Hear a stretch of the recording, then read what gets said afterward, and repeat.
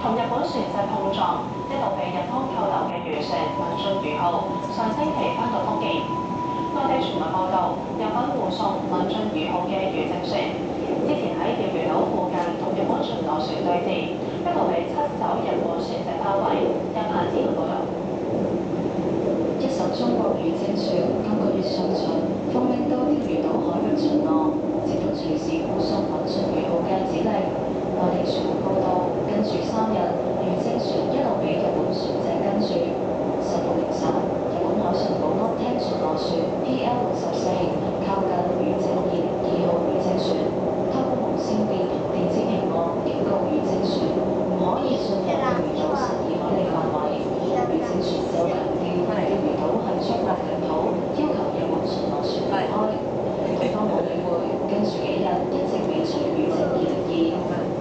下一站天水圍，乘客可以轉乘輕鐵。下一站天水圍，乘客可以換乘輕鐵。Next station 天水圍，Interchange Station Woodlands Road。請小心月台空隙，請小心月台的空隙。Please mind the gap。增加到5艘，一艘緊隨漁政202，另外4艘就協成一線，擋喺距離釣魚島12海里嘅位置。漁政船最近只可以駛到離釣魚島12.8海里。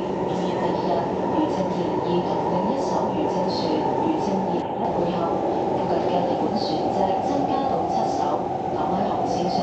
而中國漁政船最近只有1海里，有時仲圍住漁政船快速轉圈。情況持續到中午，雙方都冇發生衝突。而中國兩艘漁政船當日傍晚就喺釣魚島以南接返民進漁號，順利將佢護送返福建。